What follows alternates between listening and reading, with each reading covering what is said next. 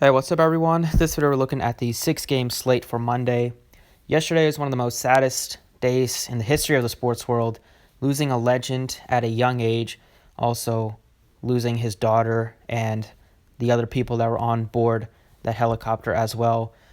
Just so sad. He had so much life left to live, so much more to give back. We all heard how great of a person he was, how much he gave back to the community, how much he cared, and was just a stand-up guy.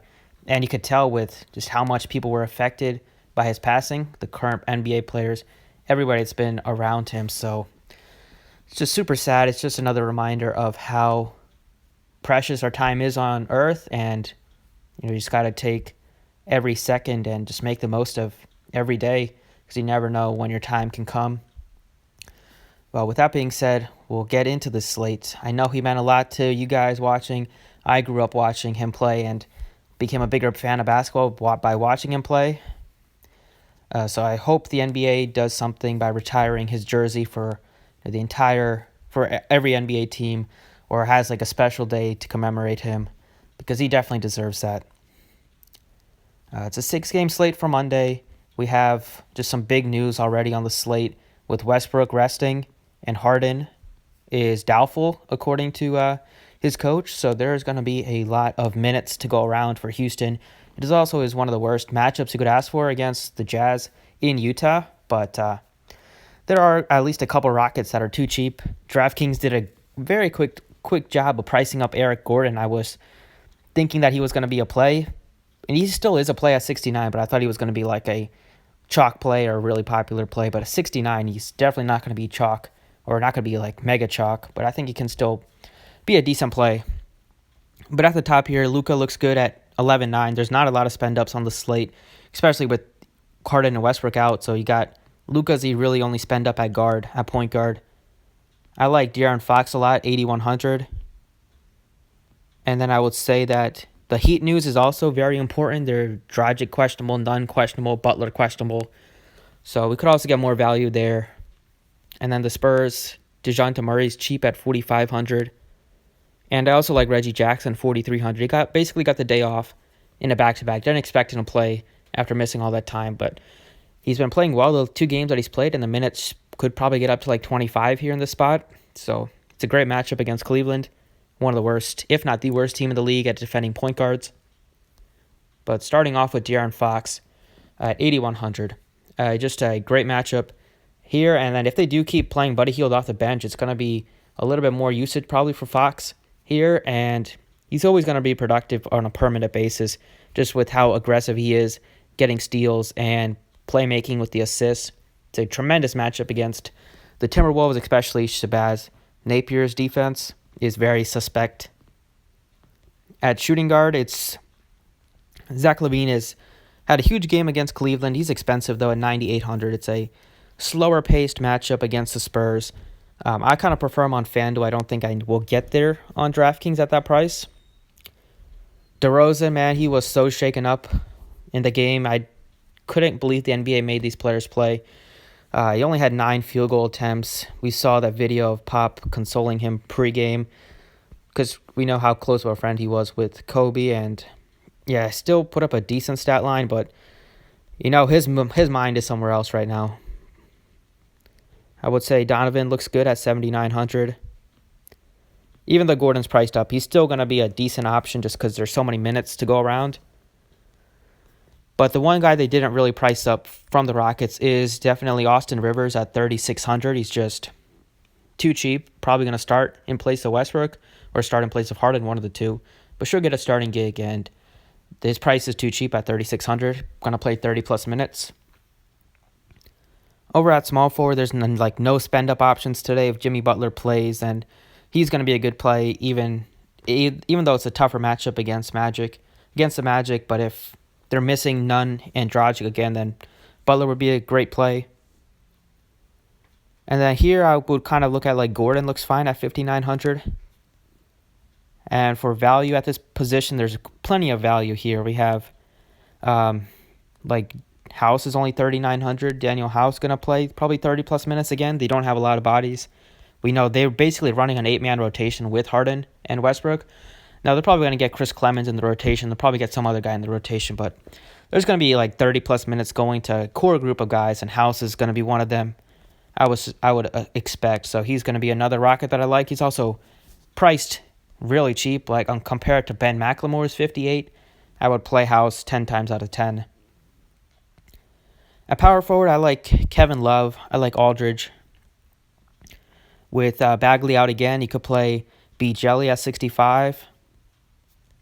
And Thaddeus Young is okay. I don't think you need to get there at 49. He's kind of priced where he should be. He can easily go off for like a 6x at this price, but I don't think he's like a must play just because, he's not the best. He's not the highest usage guy, not the best permanent guy. And for some value here, you could take a shot on Tucker at 41. And that's kind of it. Gay is so cheap, though, but he's not really getting the minutes right now. But I like Aldridge at 7,200 against this front court. Should be able to dominate Luke Cornett, Thaddeus Young in the post. They don't really have a true center. They have Felicio, but he's not going to play a lot of minutes. Probably plays like 20 minutes, but he's not the best and can get into foul trouble pretty quickly. So Aldridge looks good. 72, he's cheap. Centers and big men have destroyed the Bulls all season. I don't think that's going to change tonight. At center, I love Towns at 10-3. Probably my favorite spend up at center. He got up to 35 minutes against OKC. Had like a brief stint to the locker room. Missed maybe like one or couple minutes, if that, or maybe he left during his break. But he did have a stint in the locker room, came right back out.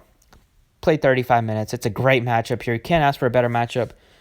Well, basically, against this front court of the Kings, they're just so banged up that Dedmon's getting a lot of run. They don't really have a backup. Giles is definitely too undersized to match up to Towns, and Towns should be able to destroy Dedmon. He's at home. I like him a lot. And then can make an argument for Drummond. I would prefer probably spending up for Towns. But Drummond is always good in a matchup against Cleveland. He has played very well against the Cavs in all 3 meetings they played this year.